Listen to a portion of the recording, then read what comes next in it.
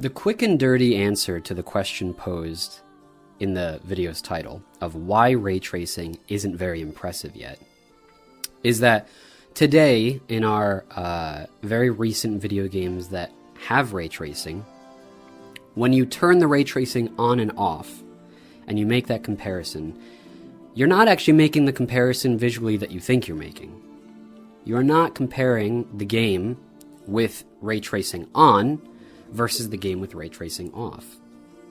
What you are comparing is the game with a real-time ray tracing implementation versus the game with a pre-rendered ray tracing implementation. This is because developers of the past 8 years have been utilizing very heavily, especially in the big budget studios, a lot of baked lighting. I'll explain what that is, but it basically means that they've gotten very close and done a very good job of emulating the ray-traced look, particularly when it comes to global illumination, bounce lighting. They've gotten very good at achieving that look without actually requiring the player to have ray tracing capable hardware. And so we turn in our high budget, in our expensive machines today that are only very recently capable of computing ray tracing, we turn that feature on and off expecting a night and day difference. And in fact, in some cases, the real-time version looks worse than the pre-rendered version, because the pre-rendered version had the benefit of a probably more powerful computer than what you have currently, and a longer time and a more robust simulation. So, for those of you who maybe are video game enthusiasts, video game graphics enthusiasts, and have become disheartened by the results of ray tracing that we've seen, I would say to take heart, because we are currently in the ugly duckling phase of ray tracing. And I'm going to explain why.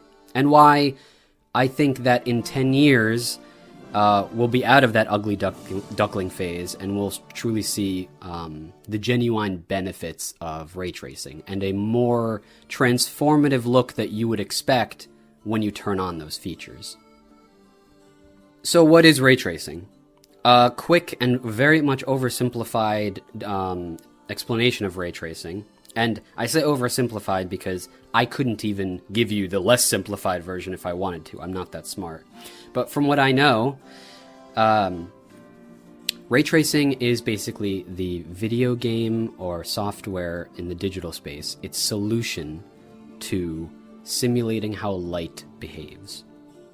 Because if you want to make a more realistic looking world, and most video games do, in order to achieve that look, you need to emulate our reality in a bunch of different ways.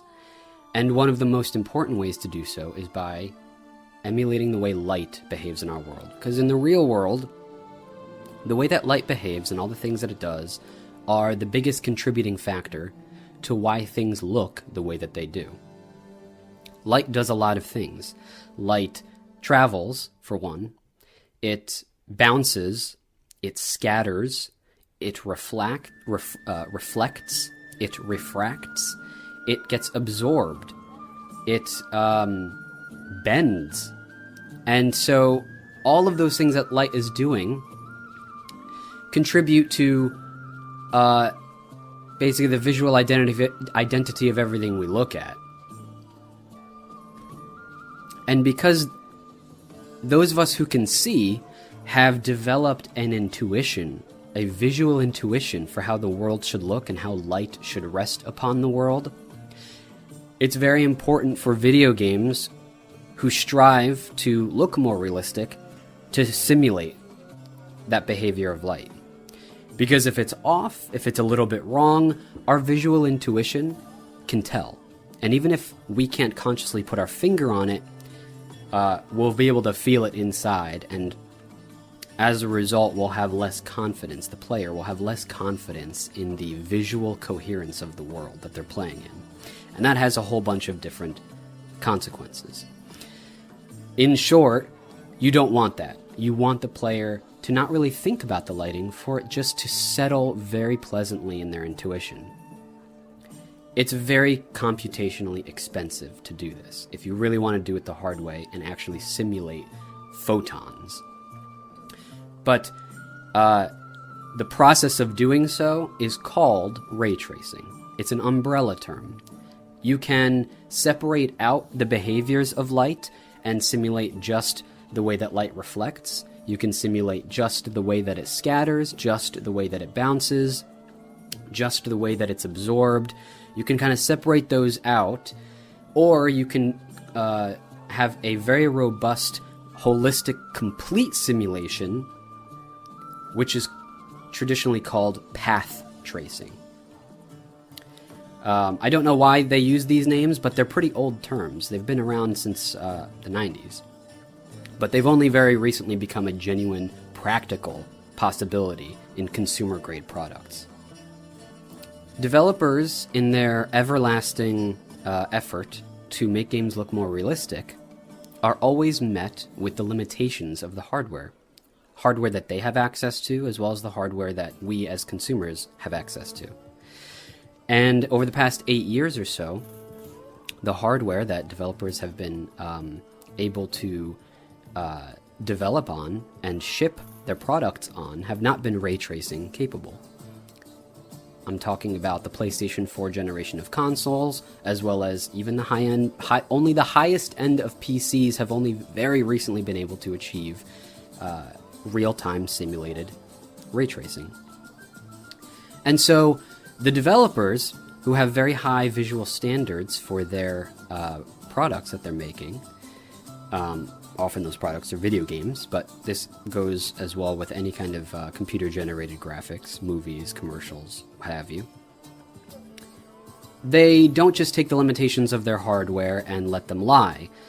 Developers are very resourceful, and they are always punching above the weight class of the hardware that they're shipping on. And one of the ways that they have done this, and one of the methods that has become pretty ubiquitous, is a baked lighting solution. Baked like you're baking a pie. And they call it that because, well, I don't know exactly where the etymology of the word comes from, but colloquially the idea is that you are setting something in the oven and you leave it there for a long time until it's ready to come out. And that's what they do with the lighting. They have these very powerful machines in their offices. Particularly, this is why it's a kind of a big budget video game studio thing, because they can have these render farms and they can set these very robust, computationally heavy lighting simulations that take a long time to complete the level, the geometry of their game, put everything they need to in the game, put the lighting in, and then let that lighting compute until it's really beautiful and it has all the bounce lighting it can possibly have, till every nook and cranny is saturated with light in a way that our eyes would expect them to be, depending on the scenario or shadow. And then when it's done, they can take a snapshot of that final product and use it in the game. And so my console at home does not need to run any of these computations. It can just benefit from the final product. This has benefits and disadvantages, this method that's become very, very common. The only real benefit is that your consumer gets a better looking game with a less powerful machine. It's a big benefit. It's huge, but it's kind of the only one. It's what you get. The disadvantages are very many, and it's part of why I'm excited about real-time ray tracing becoming more ubiquitous, because all the disadvantages we're going to be talking about are going to slowly go away. The biggest disadvantage to me is that having a baked lighting solution puts a lot of obstructions in the way of having a more dynamic world.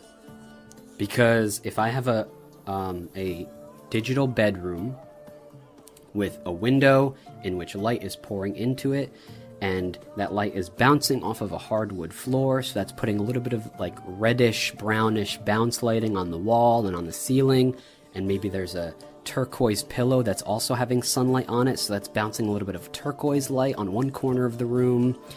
The shadows are all exactly as they should be. All that stuff I can bake out or pre-render.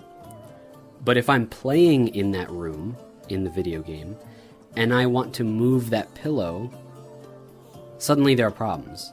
Everything works unless something moves.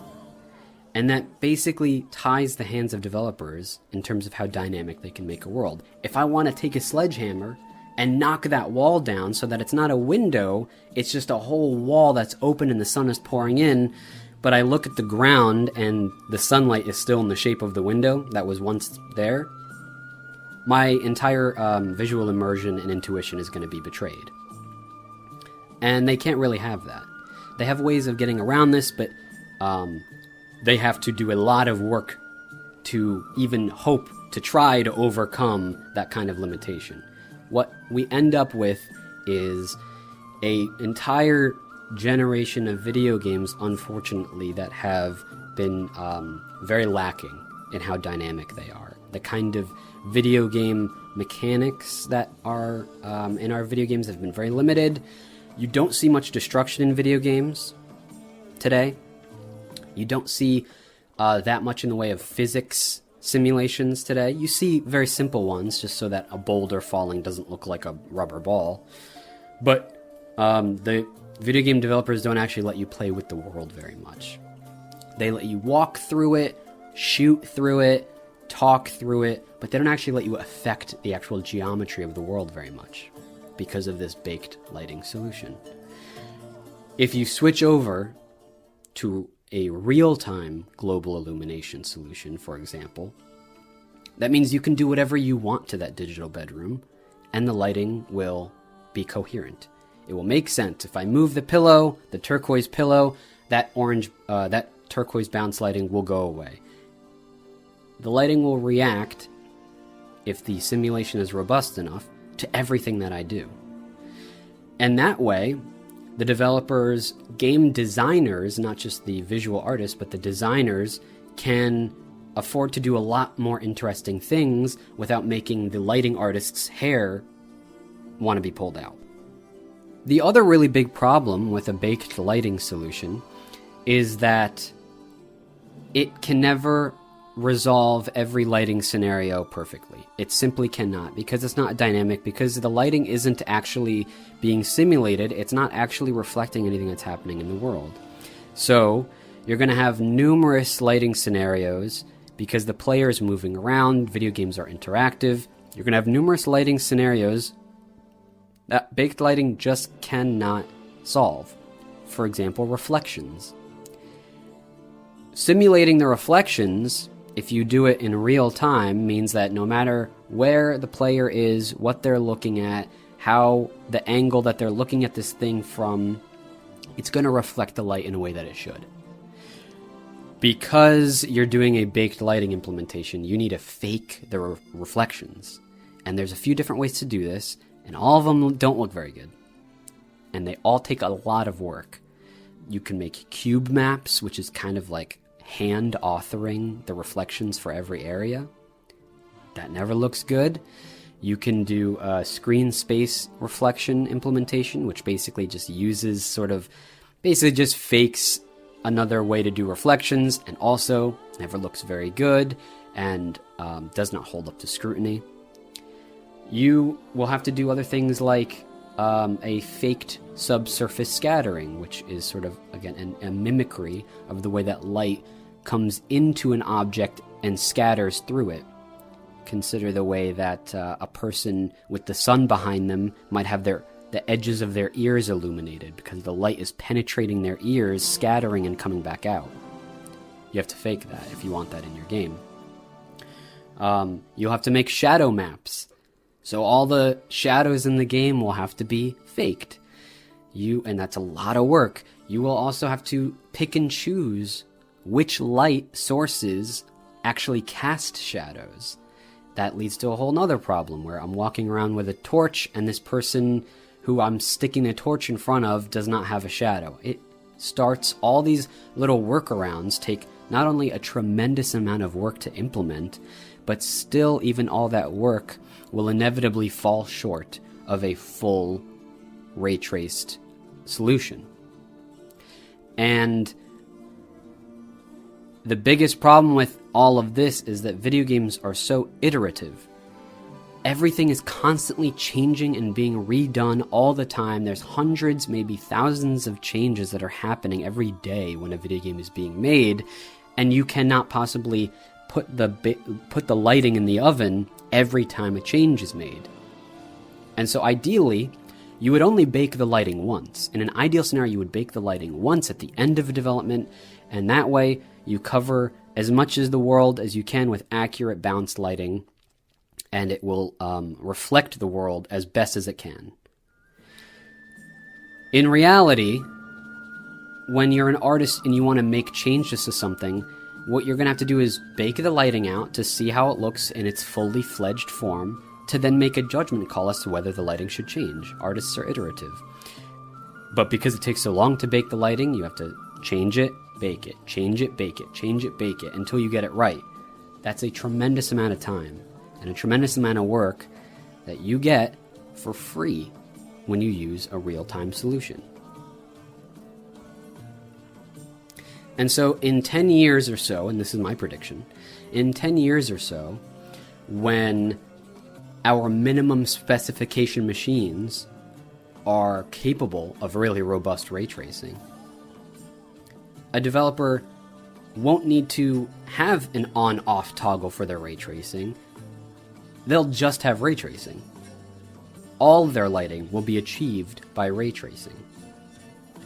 And so they won't need to do all the 100 different workarounds and tricks and compromises in order to have their cake and eat it too when it comes to baked lighting. They can just do whatever they want with the game world, and the lighting will follow suit, and then an artist can go and tweak whatever they want to tweak with the lighting to make it look as they want it to. But in terms of a visually coherent lighting scenario that respects our visual intuition of the world, that's going to come for free when ray tracing is ubiquitous. At the moment, and why I call it an ugly duckling phase, is because developers right now have to do both. They have to make a version of their game that looks good without ray tracing, but consumers with high-end machines and modern consoles expect some form of ray tracing, and it's understandable. And developers, too, understandably, are excited about ray tracing, so they want to add that in. But it's a tacked-on version of ray tracing. So they have to do both the traditional lighting and the ray traced lighting without really getting the true benefits of either, and in fact getting the disadvantages of both. What's more is that my hope is that in 10 years, when they won't need to do all these tricks, there's so many of them, to achieve or to try to emulate the look of ray traced lighting, and they can just use ray traced lighting, it also means that the visual identity of the game, the style of the game, can be made with ray tracing in mind. Every game that we see today that has global illumination implemented in it, or ray traced reflections, any kind of ray tracing whatsoever, was not designed for those features. It's similar to the end of the black and white era of film, where by the end, filmmakers got very good at communicating and expressing themselves artistically through the black and white medium. It wasn't just a colored movie of today turned black and white. They were actually using the contrast that was available to them to tell the story. There was visual storytelling there. There was cinematography with that black and white medium in mind. And then the very early days of colored movies were this similar ugly duckling phase where it wasn't like colored cameras were what were being used to film these first colored movies. They were black and white movies that were being converted to color with a few different technologies, the most well-known one being Technicolor. And so you had all of the decades of artistry and knowledge and wisdom of a black and white medium being sort of retrofitted with color. And it meant that it looked kind of bad, it looked kind of wrong, it didn't really speak and communicate through the use of that color as we might do today. Fast forward to today, color in movies is obviously ubiquitous, and it is used to tell the story. It's part of that visual medium. It's not just an aspect of it, it's an integral part of it. And I think that in 10 years' time, ray tracing will be similar.